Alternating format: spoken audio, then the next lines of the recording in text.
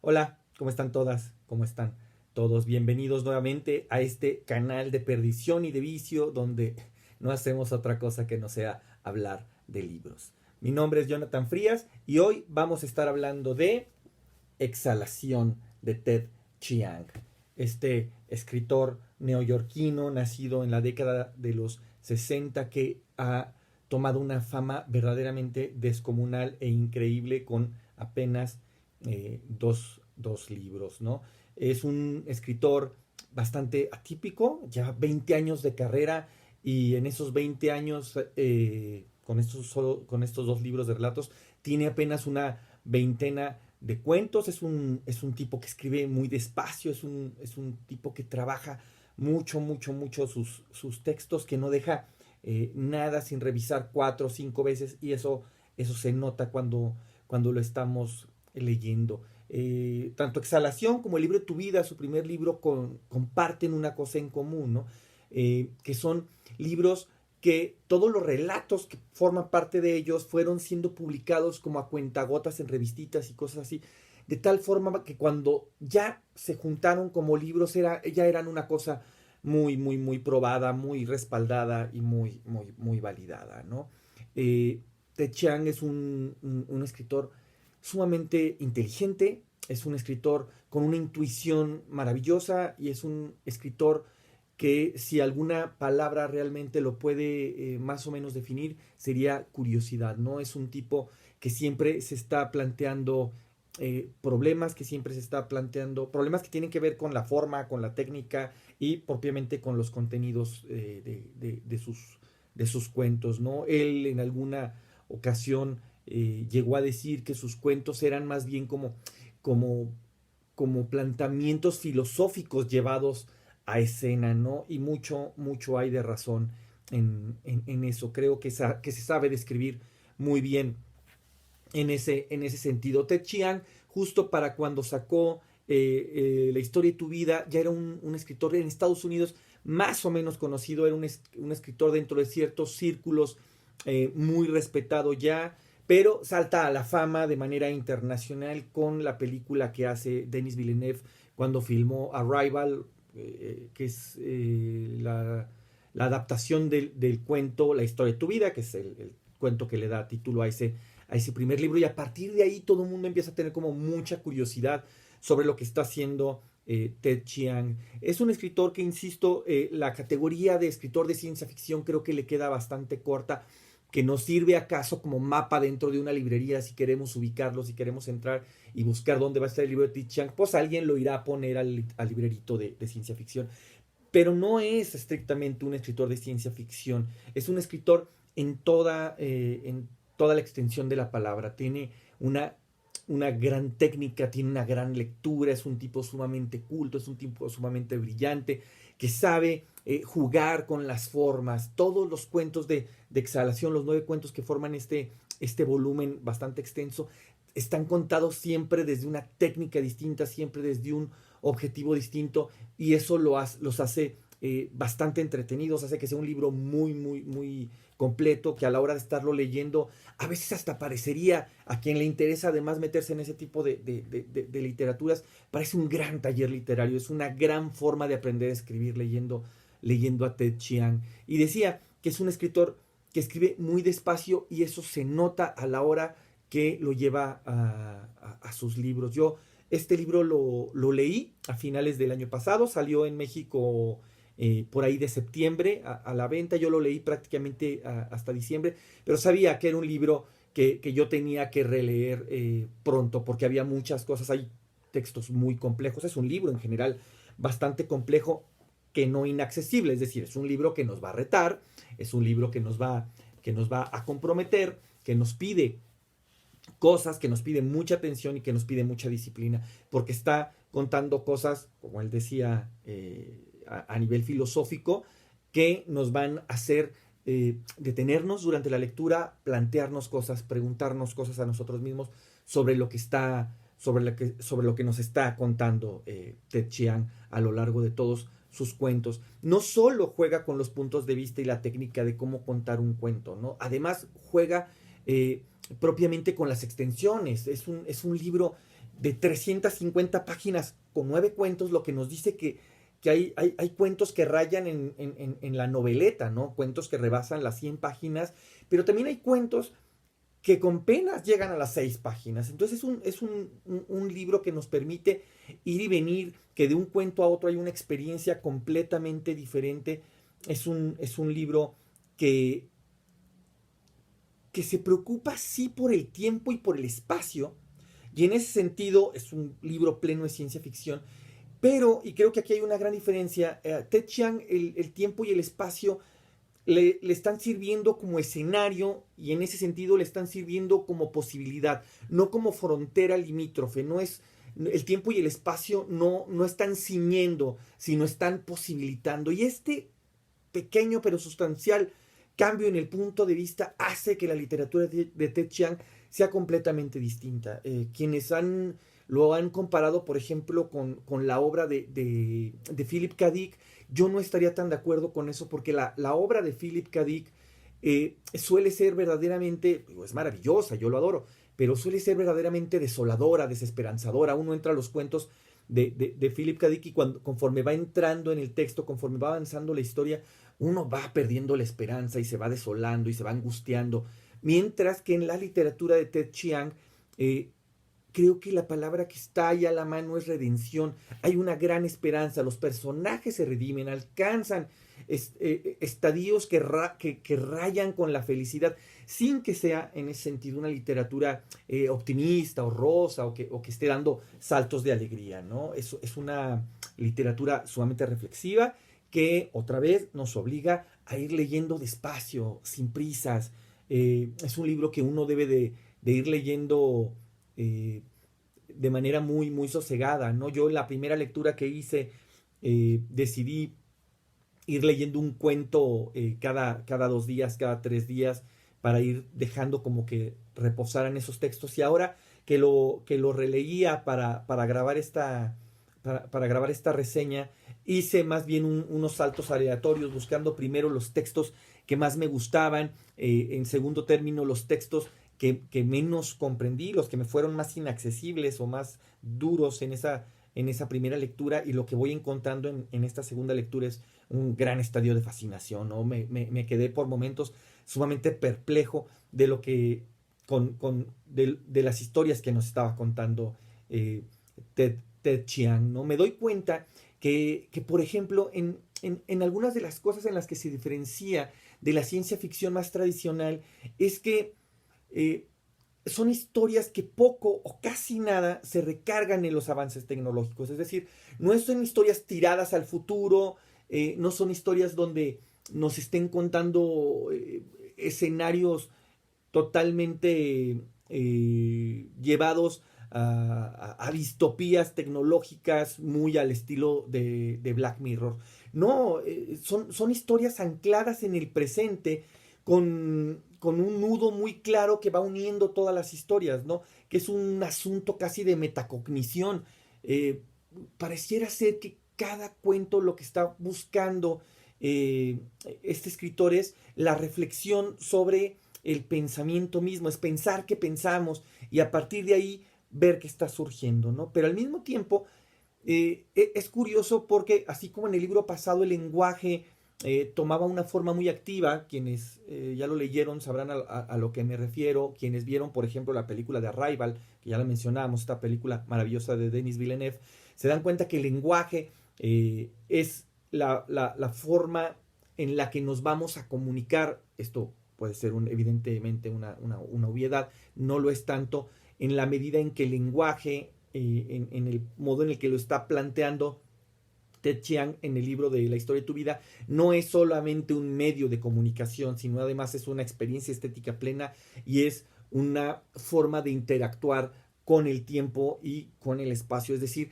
pareciera que el lenguaje en la obra de Ted Chiang es una dimensión que está atravesando el tiempo y que está atravesando el espacio, y que sus cargas semánticas se mantienen, pero al mismo tiempo se transforman, que el presente, el pasado y el futuro conviven en una misma dimensión lingüística, y esto es sumamente complejo. Quienes vieron la película sabrán cómo se crearon estas barreras tridimensionales del lenguaje, pero en el cuento eso no ocurre así. Finalmente no tiene Ted Chiang la plataforma visual que respalde lo que está diciendo, y ahí lo que él logra con los verbos, con los tiempos, a la hora de estarlos conjugando, verdaderamente es espectacular.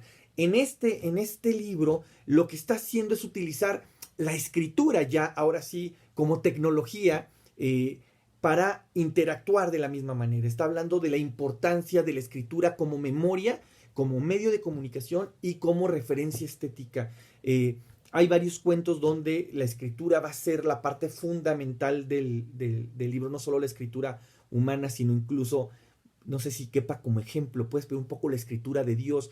Hay un cuento maravilloso. No quiero referirme a ninguno de los cuentos en particular para no estar tampoco tentado a spoilerear nada de cada uno de ellos, pero bueno, trataré de dar nada más algunas señas de referencia.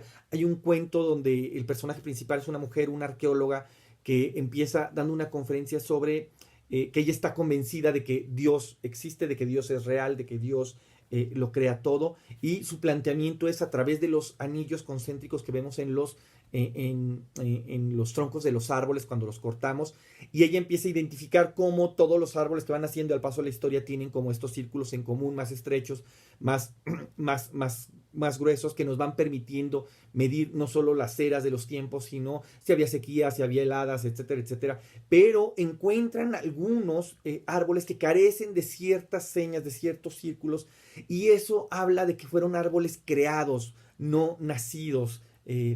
También encuentran por ahí un par de momias, que hay una exhibición, y estas momias poco a poco van descubriendo que no tienen ombligo, y entonces son unas especies de Adán y Eva, y a partir de ahí va a hacer toda una reconstrucción sobre por qué estamos, para qué estamos, hacia dónde vamos, quiénes somos. Hay un plan real para los hombres en el universo.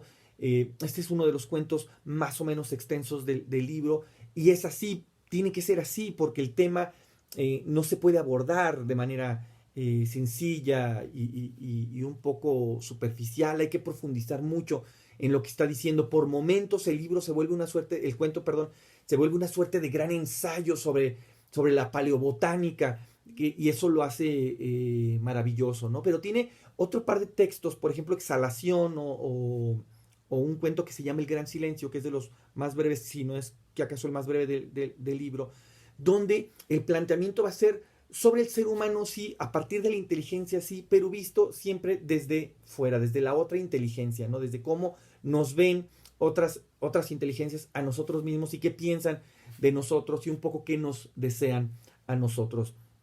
También hay una serie de cuentos que tienen que ver con el tiempo, por ejemplo.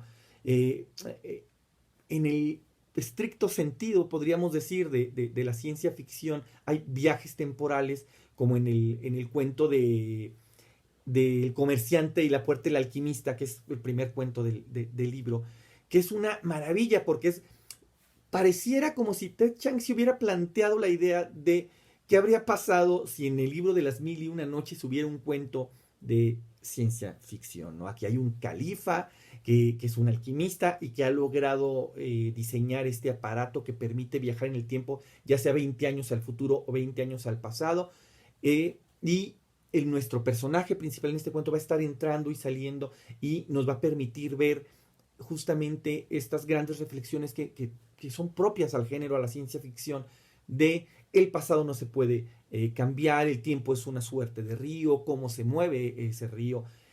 Pero además, y esto lo hace ese cuento particularmente hermoso, es que es de estos cuentos que técnicamente reflexionan también sobre el cuento en sí mismo. Es un cuento que contiene muchos cuentos. A mí, yo lo estaba leyendo y pensaba en uno de mis textos favoritos de Adolfo Bioy Casares, que es Los milagros no se recuperan, que es un cuento en los términos más formales, lineal, con su inicio, su nudo, su desenlace, pero que dentro del cuento Bioy Casares nos mete otro cuento para cerrar o para fortalecer la anécdota principal del cuento. Y lo hace con tal maestría que de pronto nos olvidamos cuál es la idea inicial por desbordarnos en este segundo cuento, y cuando lo cierra y nos retrotrae a la historia original para solamente concluirla, la experiencia es verdaderamente maravillosa. En este texto de El comerciante y la puerta del alquimista, Ted Chiang hace algo similar, pero no con un cuento, con 3 o 4 cuentos dentro del cuento principal. Y cada uno de esos cuentos va a ser una gran metáfora sobre sí mismo, sobre quién es este personaje y en ese sentido quiénes somos nosotros, ¿no? O sea, quién es, qué está haciendo, hacia dónde va. En todos los sentidos, creo que Exhalación es una majestuosa obra de arte. A mí me siguen sorprendiendo mucho, mucho los escritores que utilizan la inteligencia más que la intuición como adminículo para lidiar con la realidad. Ted Chiang es de estos escritores que de manera muy brillante plantean los problemas más complejos y más difíciles y los ponen al alcance de los demás, ¿no? Nos hacen de pronto entrar en discusiones en las que quizá, al menos es mi caso particular, en las que quizá uno no podría opinar mucho, uno se siente una cosa roma frente a estos temas tan profundos y tan complejos. Y de pronto Ted Chiang lo que está haciendo, sin hacer pedagogía, y esto es quizá lo más maravilloso, lo que está haciendo es enseñarnos, ponernos herramientas para poder ver desde otro punto de vista los temas que más han atribulado a la humanidad. Porque al final del día, y es lo que decía al principio, al final del día los textos de Ted Chiang están llenos de esperanza. Uno entra ahí y sale renovado, sale, no quiero decir renacido, pues, pero sí con algo entre las manos, ¿no? No es esta sensación que pudimos experimentar todos, por ejemplo, se me ocurre ahora cuando vimos 2001, Odisea del Espacio, esta maravillosa obra de Kubrick, y después llevada ya finalmente en su forma literaria por Arthur C. Clarke, donde uno está en esta historia y cada vez se va no solo desesperando y angustiando, sino eso, desolando. Uno se siente y se sabe más solo en el universo. Con Ted Chiang no pasa eso. Con Ted Chiang uno se siente abrazado, uno se siente cálido. Parece ser que Ted Chiang en ese sentido es más cercano a la obra de Ray Bradbury. Es un tipo que quiere escribir desde la esperanza, que quiere habitar mundos donde al final las cosas sí son posibles, donde la especie humana es algo más que un cesto de basura en el que se han depositado las más grandes atrocidades. Este video se ha alargado muchísimo y podría alargarse muchísimo más. Voy a ir cerrando porque de verdad es que es un libro que da para tanto. Es, creo, el más grande escritor de cuentos que hay en este momento. Otra vez apenas con 2 libros. En ese sentido quizá podría recordarnos a Rulfo, ¿no? Yo no recuerdo de momento en la época contemporánea escritores que estén cimentando una fama tan potente y tan sólida en una obra aparentemente tan estrecha y tan corta. Pero también me recuerda mucho a Borges, por ejemplo, en la forma en la que va a abordar los problemas filosóficos, aunque Ted Chiang lo hace un poco desprendidamente, su literatura es carente de humor, no es un tipo muy serio, no es un tipo eh, que recurra de pronto a la broma dentro de los propios personajes, no solamente él como narrador principal, sino que no les está otorgando un gran sentido del humor a los personajes y esto podría resultar de pronto extraño. Es muy serio, muy frío y muy analítico a la hora de entrar y sin embargo logra calidez, sin embargo logra esperanza a partir de los planteamientos que está proponiendo, a partir de las historias que nos está contando.